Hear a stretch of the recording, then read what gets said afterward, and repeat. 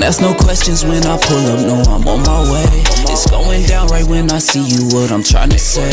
Don't play around cause I'm impatient, I ain't trying to wait. Just keeping it honest, just keeping it honest.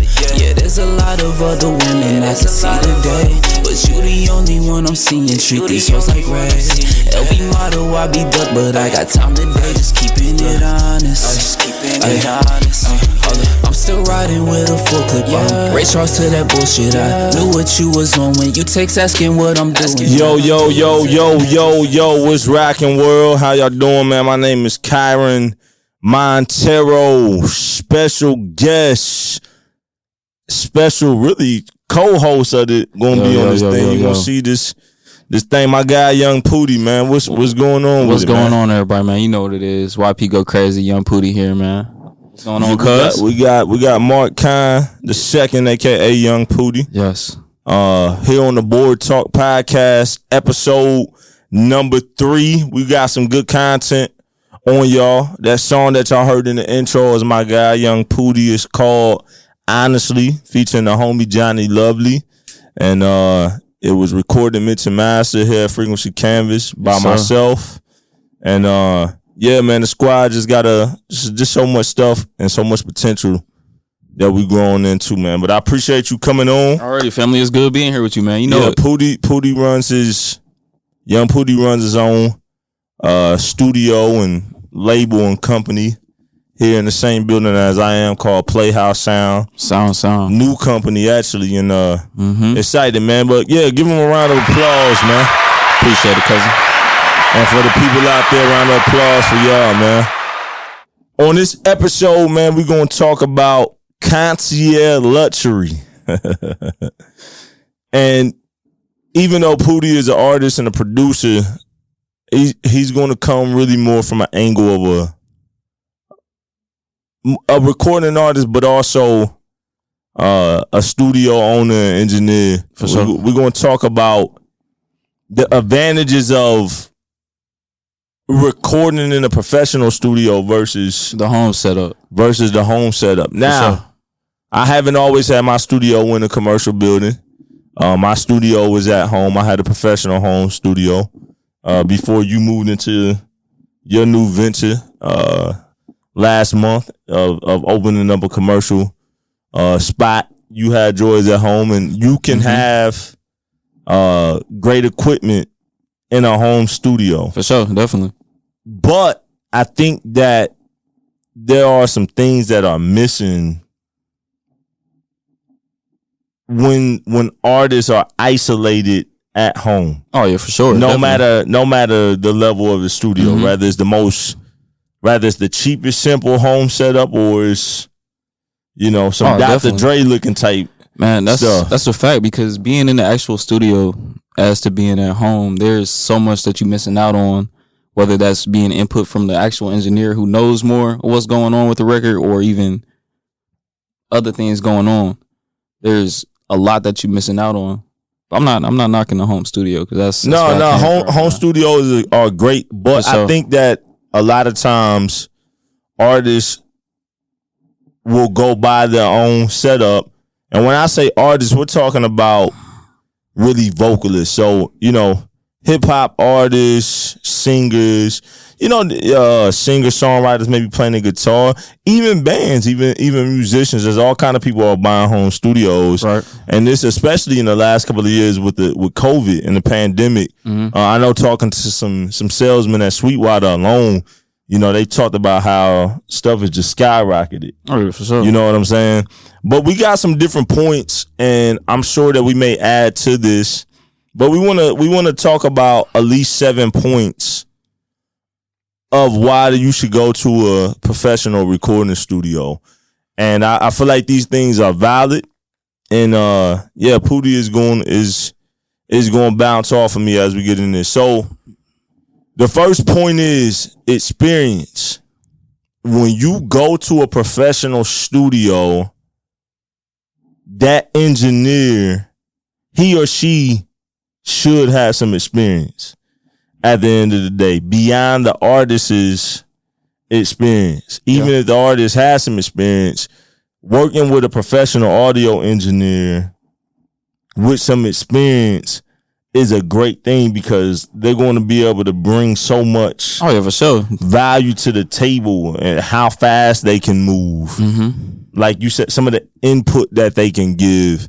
Yeah, they could take a check to the next level with just the information and the knowledge that they bring to the table on what your record could be. Like, you may be hearing something and it may sound good to you, but they may hear something on the other end of that. They'll be like, yo, this might sound phenomenal. You know what I'm saying? So, yeah, that's a fact. Yeah, man. I think that people forget that one of the things with audio engineering is you want somebody who has experience. Audio engineering is a weird thing because it's one of those things where the longer you do it, the more valuable you are. Mm-hmm.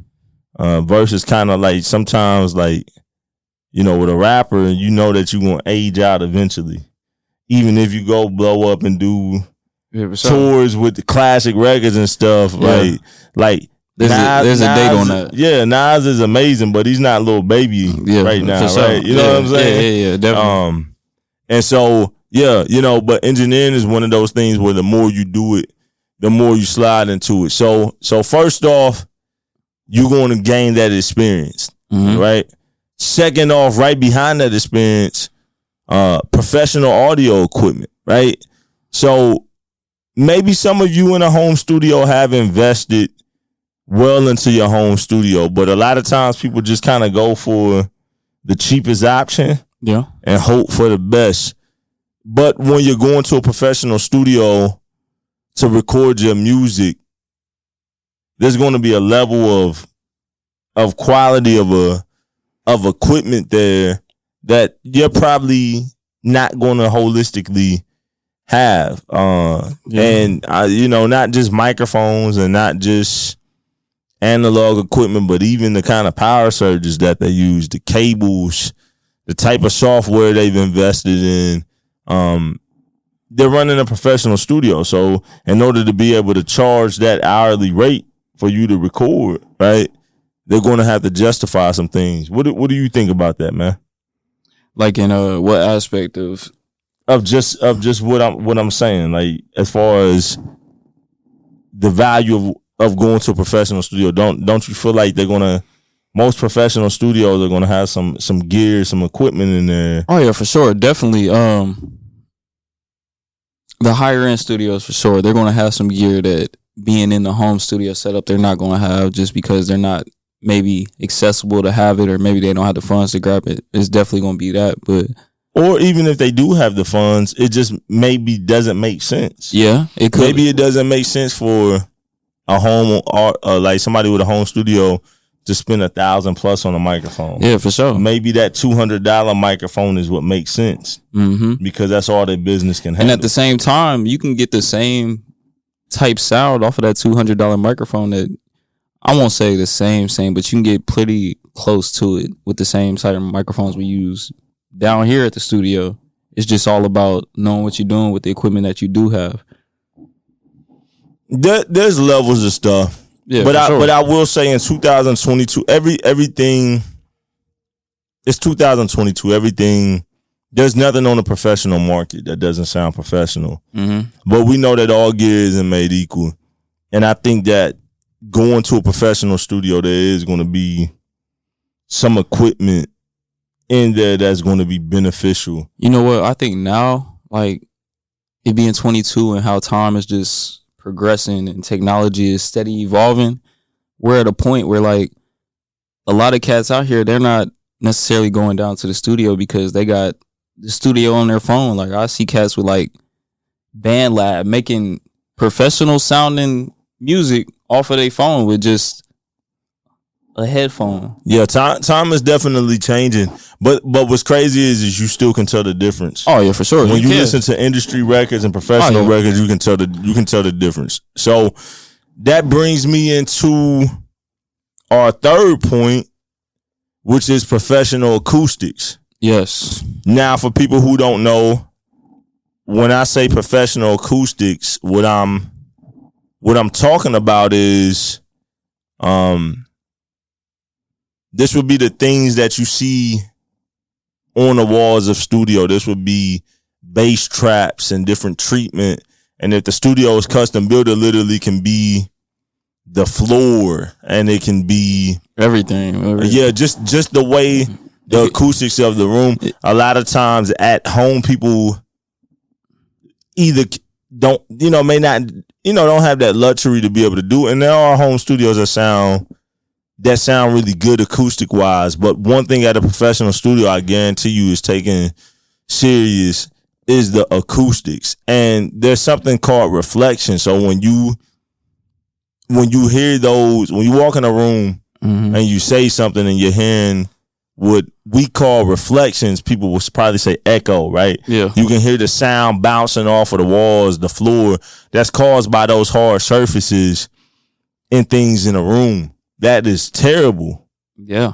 For recording. Like that's killer for sure. Especially if you have a great microphone that's picking up everything. Oh yeah. With a nice microphone preamp. You don't want that. Yeah. That's terrible. That's dangerous for sure. I guarantee you a professional room, whether it's the smallest or the biggest studio, if it's a professional environment, I guarantee you acoustics that's one of the first things that they've thought about. This next point, I think is one that we can spend a little bit of time on. The ability to focus on performing. Right. Now, I know that when you have an engineer who can focus on capturing the greatest performance out of you and helping push you and helping making sure that all the equipment is ran right and just monitoring everything that an engineer does. When you're trying to do that yourself as an artist, it's hard to make sure that all of that is going well and then clear your mind to be able to make the best performance. It's a task, yeah. It's definitely a task. It keeps you operating at a level like you just gotta keep on moving and keep on working. It's a lot. Trying to engineer and artist the track at the same time. Yeah, it's a lot to that. Because the last thing you want to do as an artist is you don't want to not be able to have the greatest performance, the greatest vocal take, because you're worried about what's going on with the software, with your microphone, with your interface or whatever you may have in the studio. Like, you don't want to do that. Another thing you don't want to do is you don't want to have the perfect take and then something's not going right. You don't realize that you're distorting because you got excited on that part. Or you don't realize that you're not recording at all. Like, whatever it may be, I think that the benefit of being able to focus strictly on the art, this point alone is why we're calling this episode Concierge Luxury.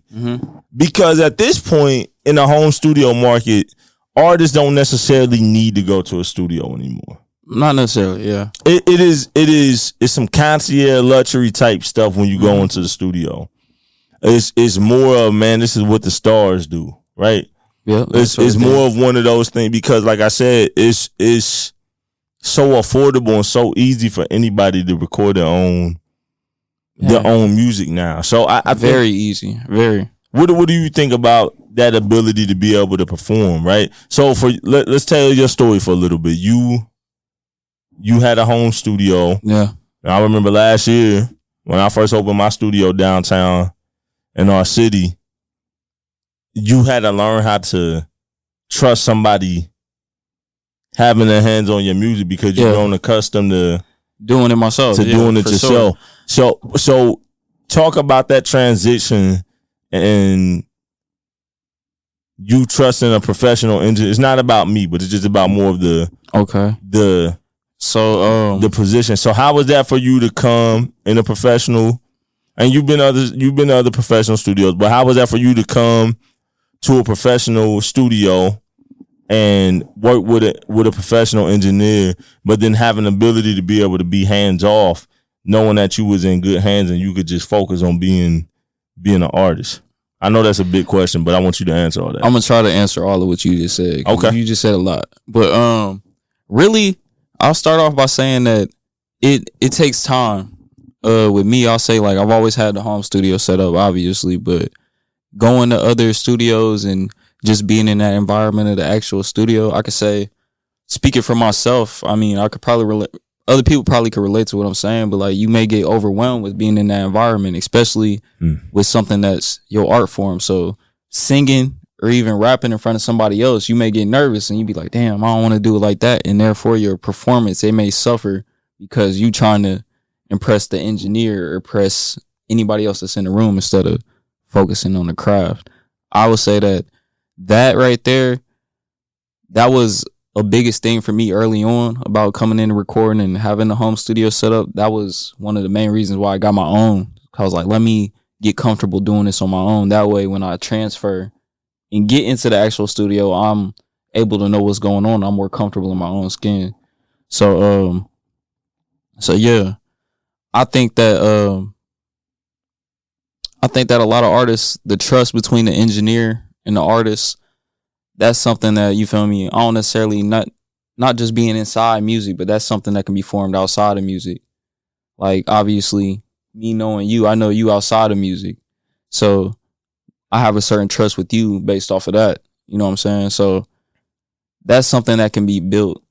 But I understand, like, all the artists, like, man, I'm not going to the studio. I'm not letting anybody do this. I can do it. I understand that, but sometimes you got to put your pride to the side, get out your head on certain things because it may be better for you. In certain instances, it may be better for you. And I think it's one of those things where artists, by the way, I'm an artist too for y'all that don't know. But yeah, go get that every time out now. I appreciate that, man. Yeah. I think that because art is held so closely related to our hearts, that a lot of artists are like you said, are scared to let somebody in on something that's so dear to them. But I love something that D-Time said on episode 1 when we talked about the mixing phase. I know we kind of talk about more recording, but it's still the principle. He said that, when you get to the mixing phase, that you gotta be real with yourself and ask yourself, am I handing something good to the engineer? Right? It's a level of trust. And I think that in that same sense with recording, you have to be real and ask yourself, one, am I coming to this engineer for the reasons why I hired them?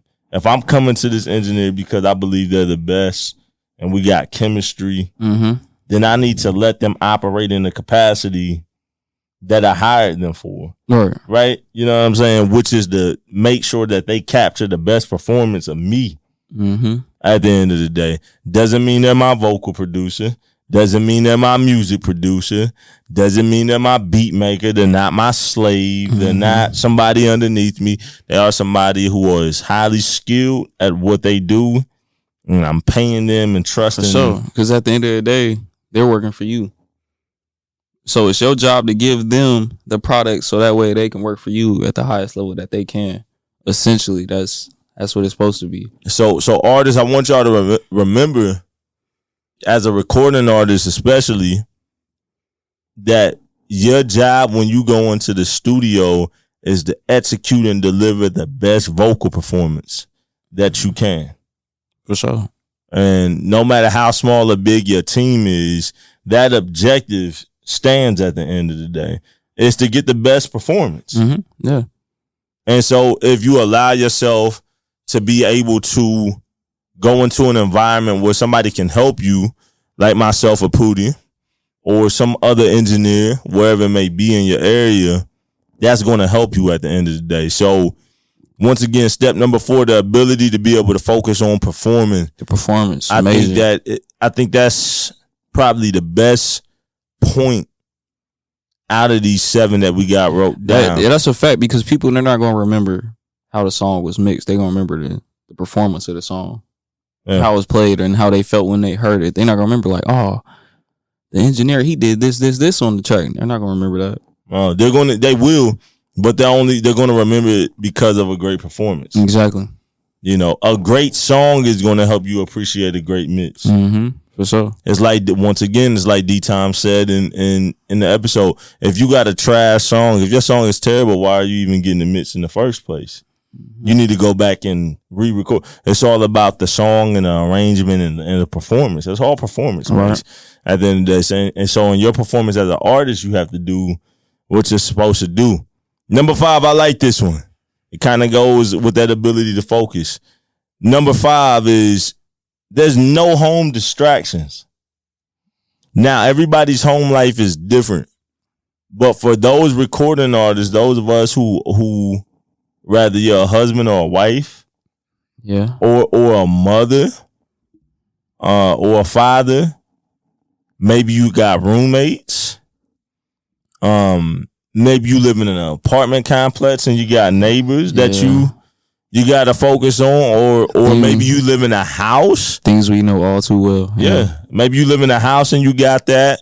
Or maybe at home you're just lazy. You know, that the home life brings distractions. They do. But especially when you have kids.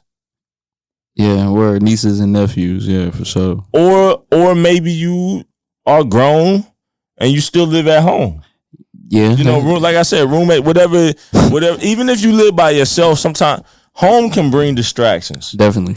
So I think that when you are going to the studio, and you're spending your hard-earned money, or if you're signed to a label, you're spending their money that you're going to have to pay back and have crazy interest on off them royalty splits. At the end of the day, it's like when you walk in, there's pressure on you. I'm recording a local artist now. I won't say their name. You probably can guess who I'm talking about. I'm working with a very young hip-hop artist right now locally. And we're working on a 6-song EP. And last session that I had with him some days ago, I tracked his vocals. And we were talking about the transition of him working at home by himself to coming here. And he was saying that when he came to our studio that he felt rushed a little bit, right? But in reality, he wasn't rushed because he has 2-hour sessions to work on one song. So it's not rushed because it's already written, it's ready to be recorded. He's already went through, them first couple of phases in the production phase. And so, but he said this though, he said, I feel rushed compared to being at home because at home, I can just, I can stretch out time however long I want to. He said, but when I come here, I get it done quicker. Yeah. Right? For sure. Because working with a professional engineer, I stay organized. Yeah, that engineer is going to hold you accountable to it for sure. And I'm even doing more. I'm more of being a producer. I'm telling, hey, say this, harmonize like this. That's a part of it. I even went in and programmed some drums. That's how you add. That's what I'm talking about, putting the input into the track that you may not know. That could take your song from being a good song into a great song. That's that input, bro. Yeah. So I think that the ability of being able to come to a professional environment, it eliminates distractions and put pressure on you to say deliver. Yeah. Definitely. If you got a 2-hour session, it's like, I got to get these 3 records done. Yeah, I can definitely attest to that because I'll be at home. I might record something. This is when I had the studio set up at home. I'm going to record maybe a verse and then I see power done came on at midnight. So I take a little break, maybe like an hour or two, just watching TV and then go back to the work. Coming down into the studio environment, like, all right, I'm set to this time frame. This is what we're going to get done in this time. So it's like you committed to getting that work done in that time period. Like there's no distractions unless you and your phone and you distracting yourself. But which you still can definitely, but you gotta have the discipline. Oh yeah, you definitely gotta have some self control with it and discipline to get your work done. Number 6, and we kind of touched on some of this, but Pootie, you can talk on this as well. More hands in the pot, and the pot is AKA the record. When you come to a professional studio, you at least have a engineer there. And depending on what kind of team you have, you may have a music producer, you may have a vocal producer, you may have a songwriter, you may have a vocal coach. A lot going on. You know, depending on the magnitude and the complexity of the structure of the team. But even if it's just you and another and just the engineer, you still have somebody there. Yeah, for sure. Who's a part of the process. So will you elaborate on that? The value of, once again, you know, having somebody with you there. Yeah, having somebody with you there and just kind of not, not being isolated to get that best. I think in a lot of times having that person there with you, they give a little bit more inspiration to the track. Like I was saying, like giving input into how to make your song go from good to great. Having somebody there with you and that's able to help build the song with you and be like, maybe you should hit it like this. Maybe you should do this. You know what? Maybe we can add this to the song. Bring new dynamics into the song that weren't already there. I think that's majorly important. Like having somebody there to hype you up, necessarily your hype man. Like your hype man that might be on the stage when the song's done, that's the person that's doing it pre-production and post-production. You know what I'm saying? It's that person. That's who it is. It's the person in there hype you up. All right, you just messed that tape up. We about to do it again. You about to hit it right. Having that person there to hype you up, man, that's major. Pootie is saying some truth. For real, that's good vibes, man. I ain't even got nothing else to add. I'm telling you. Number 7, something that people don't think about. Your vocals are an asset. For sure. All right. So let me your vocals are an asset, right? So last episode I did, it was called Beyond the LLC. And it was all business talk. There was nothing technique, nothing creative about it. This is a business. And at the end of the day, rather you own your masters, the sound recording of your music, meaning what's distributed on Spotify, Apple Music, all of that, what we play, what we hit play to. Somebody owns that. So it's either you and the producer, it's the record label that you're signed to, whatever. Like somebody owns that. So your music is not just art. Your music is actually an asset of a business. For sure. So the same way that one of my microphones is an asset under my company, Frequency Canvas, is the same way that under my record label, Engage Records, my vocals are assets just like that microphone is to the company, right? So if your vocal is an asset and an instrument and what draws the fans in, the hope of making a record is that you make something timeless that lasts forever. So why would you not want your vocal, which is an asset, to be ran through top-notch equipment? It doesn't make sense to run for the cheapest option when your vocals are one of the most important things. Now, once again, an instrumental is just an instrumental and an acapella is just an acapella until they both come together and make a record, right? Right. So an instrumental is just an instrumental until vocals get on there and make a record. True. But at the end of the day, why would you not want your vocals to be recorded by the best people with the best equipment? You know, I think that with a lot of cats, I think that is the goal for a lot of them. They want their music to be the highest quality that it possibly can, but for the cheapest rate and the littlest effort. No, it might just be circumstances too. Like you may have the cats that may not have it, or you may have them cheap cats who may have it, but they be like, man, I'm not about to pay them to do this. I can do it myself. I feel like the ones who really are treating it like a business and do it in such a way are the ones that find a way and make a way out of nothing. So say they got a good recording, they go above and beyond to, feel me, turn that into a great recording in some sort of way. Whether that's either, say I just recorded it at the crib, breaking stems down, sending them off to somebody who knows what they're doing. You know what I'm saying? The ones that can actually take it serious and doing things like that instead of, you feel me, going around them and, I'm going to do it myself, which is fine. You can do it yourself, but it's okay to ask for help. You recorded you had a client earlier and you used the AKG C14. Love it. Which is considered that's my baby. It's considered a high-end mic. It's definitely a legendary microphone. It's definitely a very, very well known microphone all over. How was that experience for you and for the artists, because you could have used the Aventone CV12, which is still a great mic, but to use something that's pretty much almost triple the price. Yeah, man, I loved using it. I love the sound and just the clarity that comes out of the 414 for sure. Like the CV12, it has a sound. I love the sound. I'm still getting used to it. I've only had it a couple months now, but there's something about that 414, like in the way it complemented the artists that I was working with. Like it just sounded great. Like everything felt one.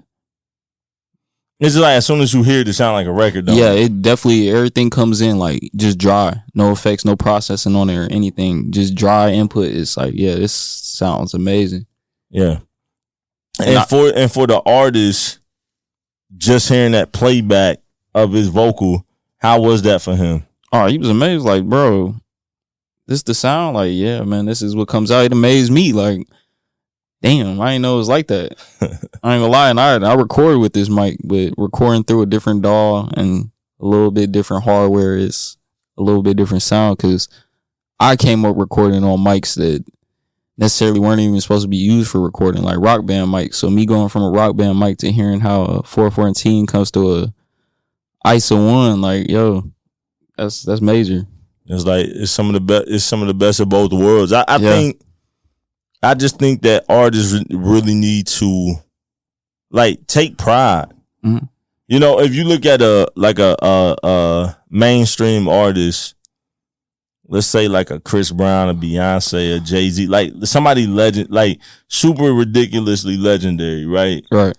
They're recording on like a lot of them use Sony C800s. Mm-hmm. Them was like $10,000 microphones. It's like the way and like the way that they operate, they won't even book a studio if their mics ain't even in them.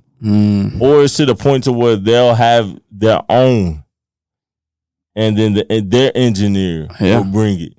Like it's to the point that like I'm only recording with this. Like, and that's how I feel about the Mojave. You know, it's not a cheap microphone, so it's almost $2,000. But I feel like that's an excellent microphone too. You get a grown man sound out of that mic. I recorded honestly on that mic, and that's amazing sound coming out of it.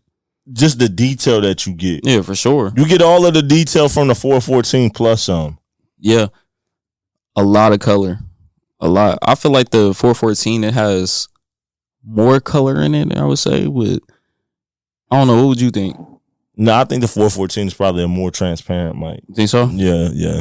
Not to get into nerd talk about gear. Oh yeah. But I just want y'all to understand that as a vocalist, your voice is an asset. Mm-hmm. You got to protect it. Yeah, and you got to respect it at the end of the day. Facts. And so the same way that you take pride in everything else in all of these other areas, take pride and stuff. With hip hop artists, I never understood how people could take pride in spending $2,000 to $5,000 on a music video, but not want to spend enough adequate amount of money to get the songs recorded, mixed, and mastered the right way at the high level. So you would go get a high end music video to low quality music. You know what? I think about that. Like the day and age we live in, like everything's visual. Like, yeah, you may hear it, but you want to see it. So if you got a crazy ass visual, the song may be mid. But if the visual is crazy and you give me something to look at, okay, you got my attention. Then that's when everything else comes into play. Like, all right, this person just got 1 million+ streams. Now they about to go to the studio and, you feel me, actually get the song mixed, master, go through the whole process of how it should have been done. I think that may be a way a lot of cats out here think, like, yo, the song may not be good, but if we get the visual to get attention to this, then we have a new avenue that we can explore that way. Well, you may be right, man. You may be right. I'm just saying, man. It's possible, but at the end of the day, all of these areas all point to one thing. There is still benefit in going to professional studios, sure, with professional engineers to professionally record your vocals. It is about you zeroing in delivering the best vocal performance that you can as an artist to captivate your listeners and try to make timeless music and change their lives along the way. That's your responsibility as an artist. I want to thank y'all for tuning in to Board Talk, episode number 3, Concierge Luxury. Give yourself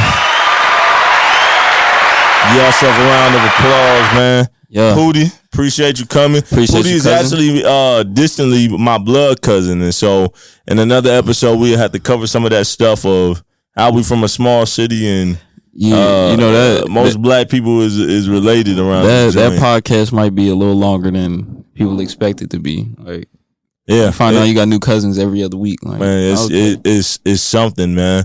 Yeah. But hey, man, if y'all are in the area of Marion, Indiana, or in the Midwest, and y'all want to reach out, email us 765 office@frequencycanvas.com.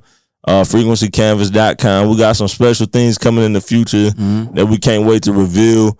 But yeah, hit us up. Me and Pootie, we can get you situated. And if you're not in this area, you still can email us stuff. And even if you don't want to work with us, go work with professionals that know what they're doing. There's a lot of options available. Go work with people who put the time in, who've invested their time, their money, their efforts, and who love music, who love audio production, music production, and just record production, and that want to do that. Also, if you want to do a podcast, reach out to us at Frequency Canvas and we can take care of y'all. Episode number 3 of Board Talk. Make sure that y'all love our podcast on whatever platform that you listen to them on. Comment, review it, share it with your friends on social media, and reach out and just let us know how we doing, man. So we hope that we instilling value into the community and just bringing audio production more to the forefront, listener by listener, and just moment by moment, man. So we appreciate y'all. To all my artists out there, all my creators, y'all keep grinding, y'all keep working, keep creating. Just keep the vibes alive, man. Just keep going, man. Don't let nobody tell you can't do it. Just get up every day and work. Find it in yourself. Invest into yourself and keep pushing, man. Yeah. It's Kyren Monteiro, Young Pootie. Yeah. Board Talk Podcast, episode number 3, man. We out this thing, man. Appreciate y'all. Yeah.